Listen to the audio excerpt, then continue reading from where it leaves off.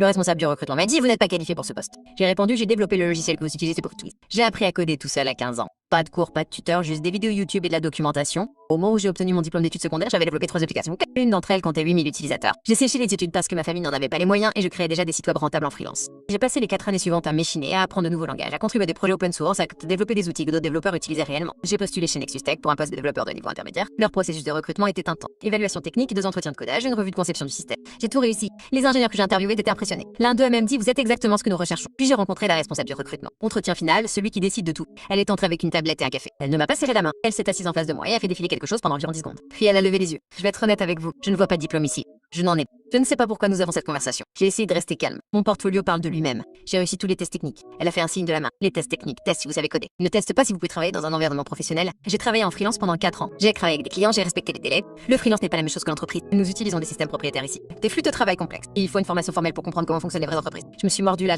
Je casse l'étape système. C'est ce que tout le monde dit. Elle a tourné sa tablette vers elle et a commencé à taper quelque chose me congédiant. C'est là que j'ai vu l'interface sur son écran. J'ai reconnu la mise en page instantanément. La barre de navigation latérale, la vue des tâches basées sur des cartes, le système de priorité à code couleur. C'était le mien. Un outil de gestion de projet que j'avais créé quand j'avais 20 ans. Je l'ai appelé Devflow. Il est mis en ligne sur GitHub, open source, gratuit pour tous. J'ai arrêté d'en assurer la maintenance au bout d'un an, mais il a décollé sans moi. La dernière fois que j'ai vérifié, il avait plus de 15 000 étoiles et avait été forqué par des centaines d'entreprises. Qu'est-ce que vous utilisez en ce moment? Elle n'a pas levé les yeux. Notre système de suivi des candidatures, d'où vient-il? L'a créé de toutes pièces. Elle a finalement levé les yeux, agacée. Je ne connais pas les détails techniques. Ce n'est pas mon service. Y a-t-il une fonctionnalité permettant de filtrer les candidats par mots-clés et de générer automatiquement des emails de refus? Ses yeux se sont plissés. Elle commence. Parce que j'ai écrit cette fonctionnalité il y a 3 ans dans ma chambre, sans diplôme. Elle a ri? Vous attendez vraiment à ce que je croie ça? Pas besoin que tu me crois. Je peux le prouver. J'ai sorti mon téléphone. J'ai ouvert GitHub. J'ai cherché dans Devflow. Je lui ai tendu 15 000 étoiles. Dépôt d'origine. Mon nom est sur chaque commit. Elle a fait défiler la page. Son sourire s'est estompé. Cela pourrait être le projet de n'importe qui. Vous auriez pu simplement le forquer.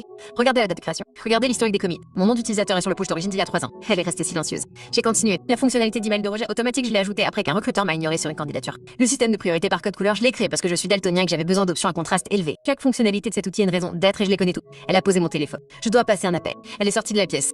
Puis la porte s'est ouverte. Un homme est entré. Un sweat à capuche de la société. Il m'a regardé comme si j'étais une célébrité. C'est toi le gars de Devflow? Ah mec.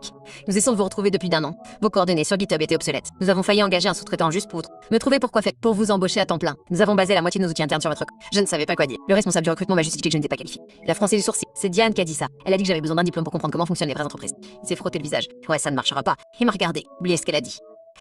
Avant, elle me faisait sentir comme une merde parce que je n'étais pas allée à l'université. Il a lentement hoché la tête. Et ça, un poste de développeur senior. Vous me rendez compte directement et je m'occupe de Diane. J'y ai réfléchi pendant exactement 2 secondes. C'est bon. J'ai commencé 2 semaines plus tard. Développeur senior. La première chose que j'ai faite a été de rendre le dépôt Devflow privé. La deuxième chose que j'ai faite est de constituer une équipe pour en faire quelque chose de plus gros. Diane est toujours là, mais elle ne fait pas passer d'entretien aux candidats. Le mois dernier, nous avons lancé Devflow 2.0 en tant que système officiel de suivi des entreprises. J'ai ajouté une nouvelle fonction pour elle. Une fenêtre contextuelle indiquant n'est pas qualifié de vous suivre.